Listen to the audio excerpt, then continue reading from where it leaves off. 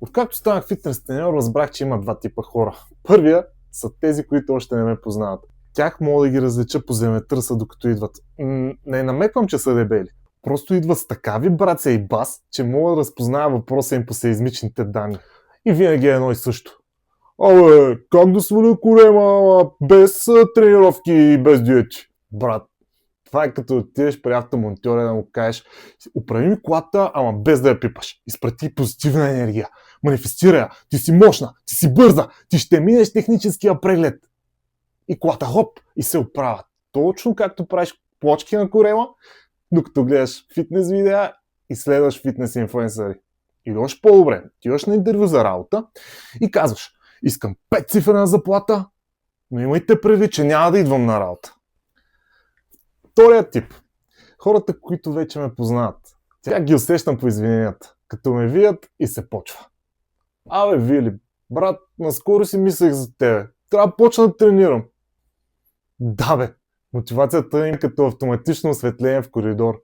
Светва само когато мина. Но не просто светва, а ги удра като прожектор, който крещи: гледай го, тренировки, виновен си! И изгасва отново когато отмина.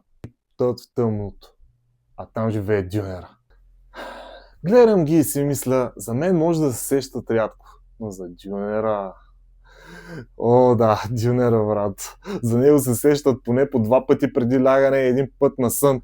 Понякога се чуя дали съм фитнес треньор или психолог. Половината ми работа е да убеждавам хората, че корема не е генетичен. А освен това съм и преводач. Мога да превеждам от клиентски език на реалност. Клиент казва: имам корем, но е от стрес и проблема е генетичен. Реалност.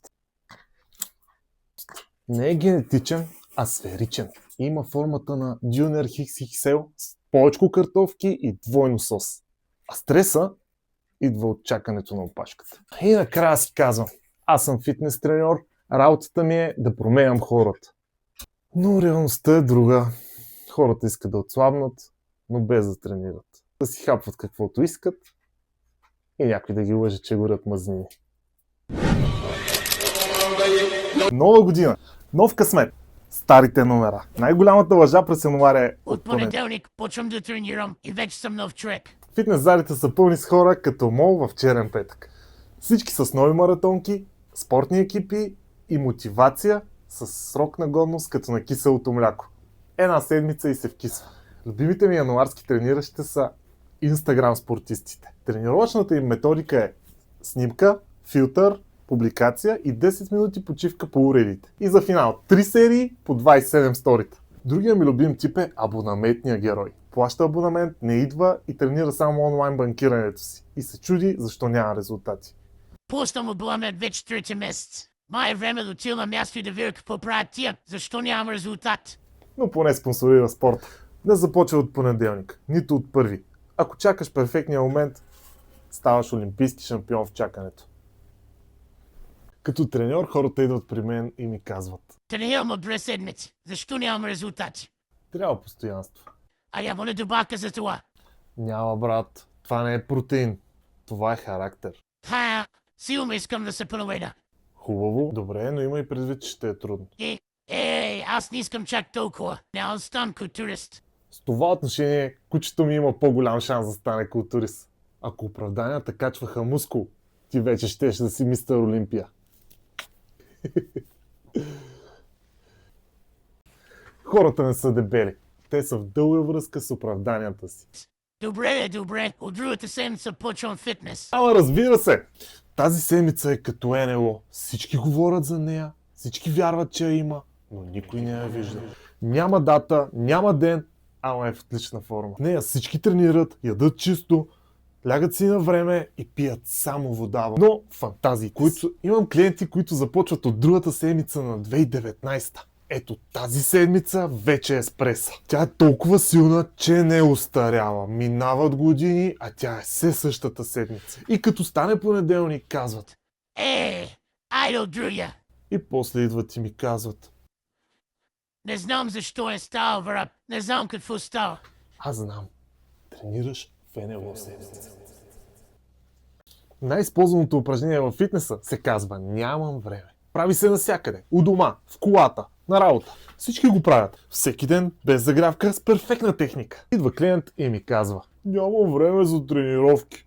А телефона му казва: средно време на екрана 6 часа и 47 минути. Нямаш време, ама знаеш кой отпадна от Ергена, кой с кого е и кой на кого е бившата. Сериала, който гледаш, е 10 сезона, си гледал всеки епизод от 2 мъже и половина по 3 пъти. Ако нямам време, гореше калории, всички щяхме да сме с плочки. Нямаш проблем с времето, имаш проблем с приоритетите.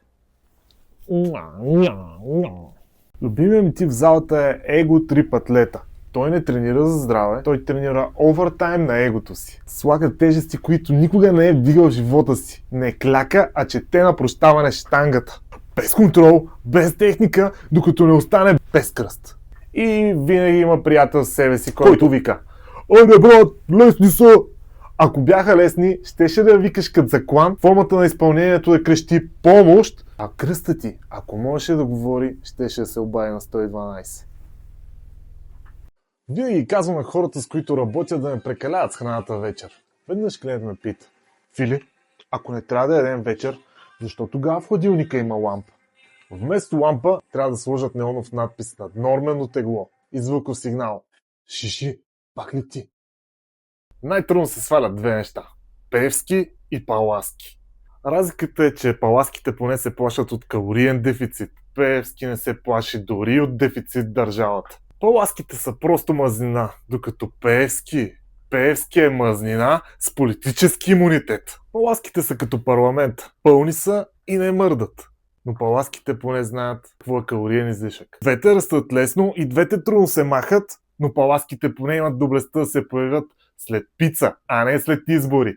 И все пак оставам оптимист. Ако сме достатъчно мотивирани и постоянни, може да се отървем и от двете. Кога най-често хората започват фитнес? Когато се разделят с гаджето си. То всъщност фитнесът е като връзката с бившата си. В началото си там всеки ден, после веднъж седмично. А накрая просто следиш в Инстаграм и си казваш: трябва да почна пак. Най-лошото е, че фитнесът работи. Ти ставаш по-здрав, по-силен, по-уверен и накрая пак си сам, само че с плочки. Фитнес залата е най-странното място на света. Това е единственото място, където хората си плащат, за да страдат. Влизаш вътре мотивиран.